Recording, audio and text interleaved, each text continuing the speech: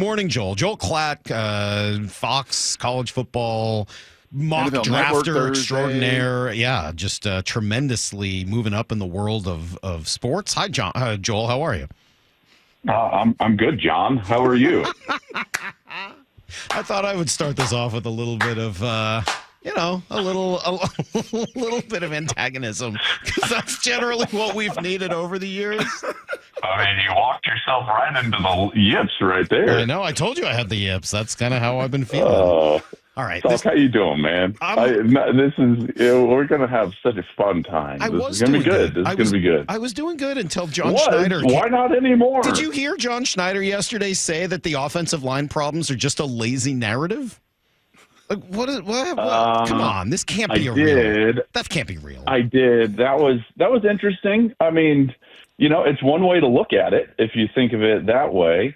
You look at, when I'm doing this, and granted, guys, I'm not in the NFL, so I'm trying to come in here and you swoop in to do the draft and everything. And the most difficult part for me is trying to learn the teams and decipher needs and think of that sort of situation. But there are two just like glaring issues, at least statistically, and I think that they would bear out as you watch Seattle play, their inability to run the football and their inability to protect the passer.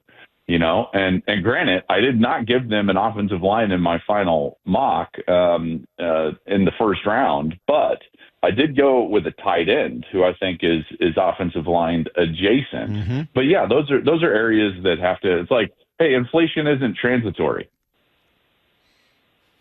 Yes, that's also that. I mean, you're right on all of this, by the way. I totally agree with you. And you were 28th in rushing yards last year and 3rd in sacks given up. Like, that seems pretty simple. Well, and I think the most damning stat is what Sheil Kapadia did put out, that you've drafted 24 guys since Russell Okung in 2010, Joel. Russell Okung made the Pro Bowl a couple times, and I know Pro Bowl can be sometimes hard to unseat veteran O-linemen in a popularity poll, but you've not had a Pro Bowl O-lineman since Russell Okung. 24 guys you've drafted.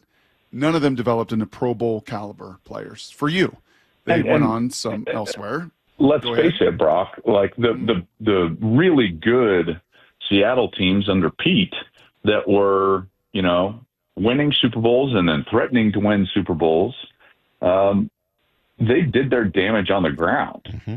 Like that, those were running football teams. Those were tough football teams. It was run the ball, play great defense. That's what Seattle was.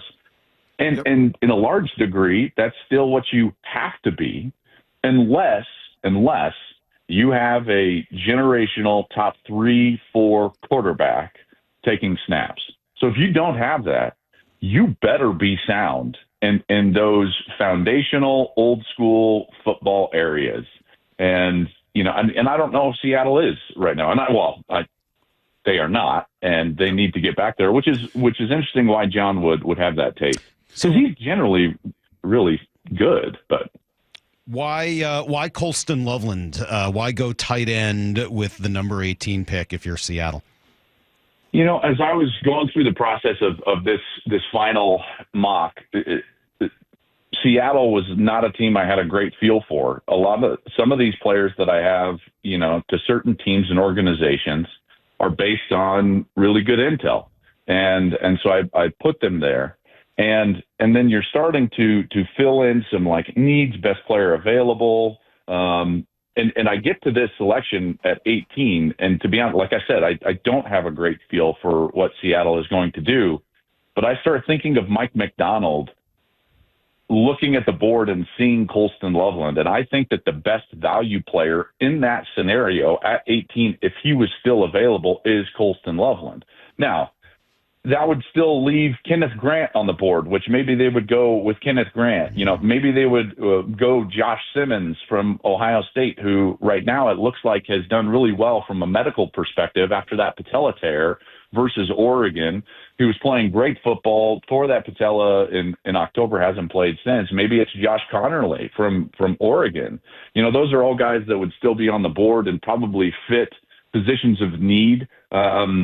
like we were just talking about. But this idea of the value of Loveland to that point, I'm a huge Colston Loveland fan. I know Brock, we've been around him and that organization, that program at Michigan, but that's why I put Colston to Seattle. I just have this idea in my head of Mike McDonald looking at that board and being like, I know that kid and he's great and I'm going to take him. If we are sitting there, Joe Klatt here with us, and he'll be sitting with DJ on that NFL Network set up there in Green Bay, Wisconsin, just a couple days. If we're sitting here Thursday night, Salk's going to be live on television. His head might pop off if a certain pick is made, which will be just tremendous. I'll be on the radio with Bump and Wyman and Bob and having a blast for 5 hours down at the Seahawks facility. If we're sitting there Thursday night and Booker, Banks, and Zabel are all still on the board at 18, is there any one of those three you run the card up to and say, I have to have this guy in Seattle? Of those three, I think it's Banks. I would go Banks, and the reason is because I think that this guy is a game from being the top tackle in the draft. I think if you look at his career in totality, I personally think he's a great tackle. And Georgia got after him. And that film, I believe, is the issue with where he is falling / kind of being slotted right now amongst the offensive tackles. And I don't think it was all his fault. You go back and you watch that Georgia film when Georgia came to Austin and got after Texas. Quinn was doing funky things with the protection. Georgia did a great job of mixing up their stunts and bringing second and third level players into the mix. And, so to me, there was some schematic issues versus him just getting beat by an edge player like a drum. I don't think that was necessarily the case. Now, did Georgia get after him? Yeah. But to me, Banks is above those other players. I struggle a little bit with Booker being only an interior guy. I struggle with Zabel in that same sense, whereas I do think Banks has position versatility. Long answer to a simple question. I think it would be Kelvin Banks Jr. if that was the case. Well, I'm glad it's a long answer, though, because that may very well be the question of kind of, if you get to that spot, do you go with one of those offensive linemen? And if so, which one? I could only come up with a couple scenarios where I don't think they should go with an offensive lineman. As much as I don't really have a problem with the Colston Loveland pick, it's not the one I would make. I'd prefer they go with that. If you want to not go O-line, make your defense elite. And we asked DJ about it. Is there an edge rusher that you could come up with at 18 that would be better than Boye Mafe, better than the guys they have? And he said, no, not really. So what do you make? You mentioned both Grant and Harmon. What do you make of either of the defensive tackles as, elite game changers at the position? So I'm a big believer in Kenneth Grant. Again, I have the bias of proximity. I don't know. Brock is smarter than me, so he doesn't fall into the bias of proximity. But I've covered Michigan what is like bias 18 of proximity? times. I don't even know what bias of proximity is. Yeah. I basically call Michigan and Ohio State games. You have a condo, right? So and Gus share a condo in Detroit, don't you? Yeah, for all those Michigan games. I think if Brock basically called Michigan and Ohio State games, he'd still be doing college football next year. Wow, Salk. Anywho, we're having a great morning, and Salk just decides to my goodness. Sorry. That's what he does. Oh, that's it. There he is. Can't help himself, can he? My gosh. Well, John, let me tell you. So when you come talk back to with Grant, those guys, yeah. I'm going. Don't worry, you don't have to lead me. Okay, we're pros on this side. Don't worry, Salk. You don't have to tell me what to do. So let me get back to this. I've seen Grant so much and Michigan so much, all the way back to when Mike was the defensive coordinator at Michigan. I've called, gosh, man, 20 Kenneth Grant games, Michigan games in the last 3 years. And if you go back to when Jim was still there and Jesse was still there and Mike was even still there before Jesse came in, they'll tell you I love going to talk with coaches, and I always ask about players that aren't the stars. It's easy to talk about the guys that are the stars. But back 2 and 3 years ago, I would ask, like, okay, well, who are the guys that really are making you go, that are making this depth sing? And I can remember Mike and Jim and Jesse, all of them, they would all just like rave about Kenneth Grant. And they would say, he doesn't even know how good he's going to be. And they talked to him as almost like a baby Huey type. It's like, listen, Mason Graham is a great player. And there's his balance and leverage and block destruction and his hands and all this, he's never on the ground, all these beautiful things about Mason Graham. And he's going to be a great player and is a great player. But, man, the one with the higher ceiling is the other kid, Kenneth Grant. And then when you would watch him play, and Brock, I don't know if you ever, I'm sure you did. When you watched the tape against USC last year, the first snap of the game, he just throws the offensive lineman on the ground, like immediately at the snap, and walks him back and throws him on the ground and makes a tackle for a loss. And you pause the film and you're like, that's what they're talking about. When he's hawking down Nick Singleton from behind at Penn State, at 328 pounds, and he's running 30 yards down the field, you see these glimpses of this player that can be a destructive force in the middle of the defense. And so I'm a big believer that I think Kenneth Grant's best football is still ahead of him.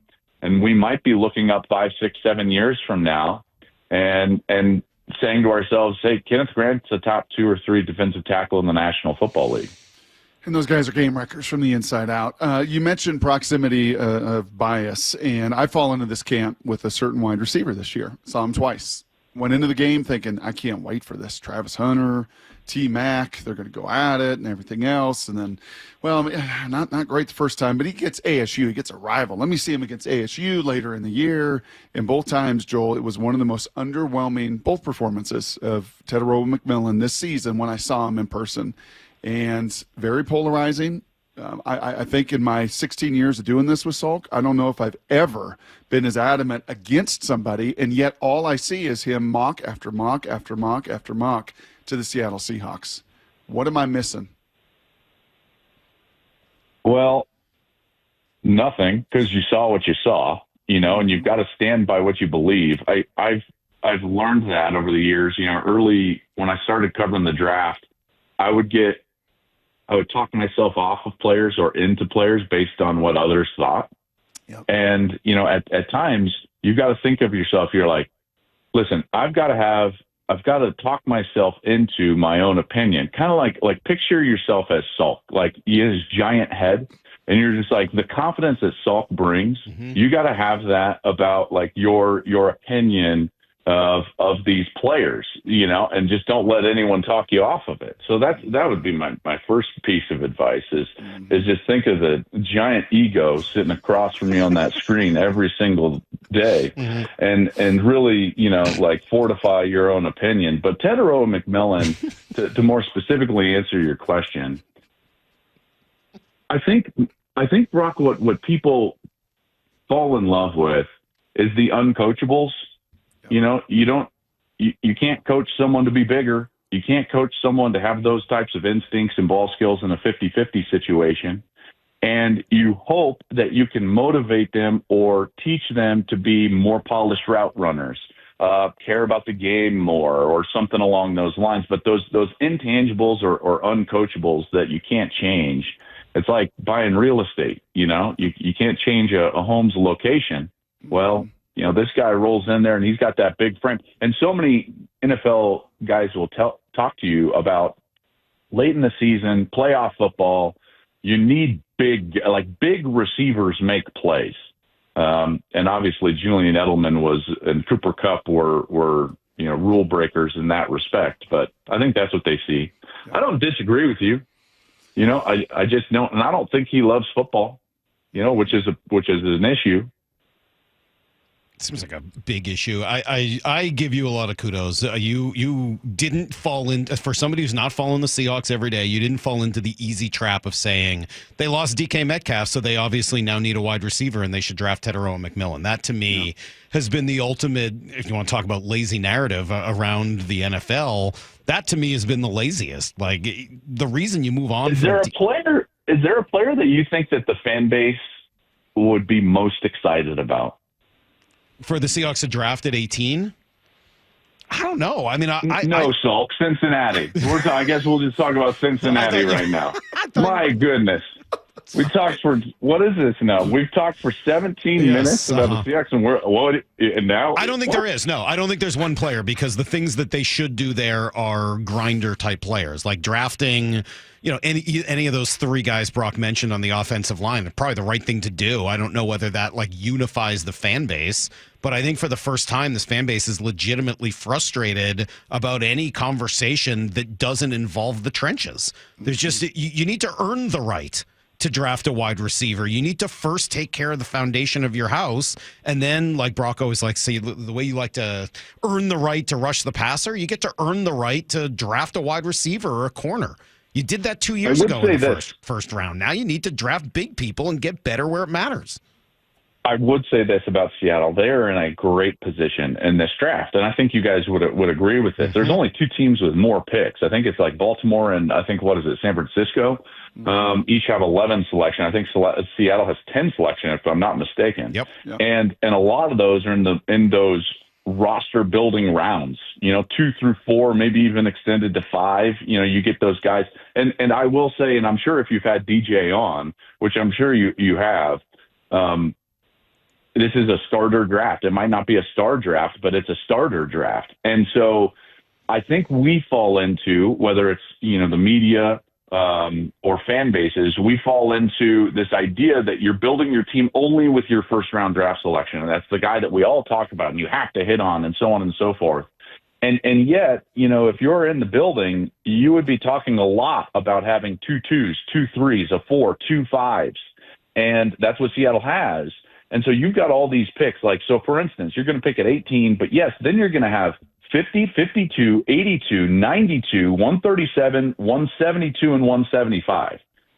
So, I think you can go build foundationally in those picks as well. So this, I guess the idea of man, this would be a total failure if they didn't build up the offensive line in the first round might not be the case, as long as they do that in those roster building rounds with all the ammunition that they have. Yeah. Joel Klatt will be on NFL Network during the draft, bringing his unique brand of humor, confidence, analysis, etc. And this is the only. I turned into a different person. This is a different setting. I don't know. You bring it out. I don't know. I do have that something about people. Yeah, I have that effect on people, and we've never even met. That's my favorite part, is that we've never actually met. All right. Goodbye, Joel. Thank you very much. Good luck on draft day. We appreciate it. We'll talk soon. All right, Mark, Brock, have a good one. There you go. There goes Joel Klatt.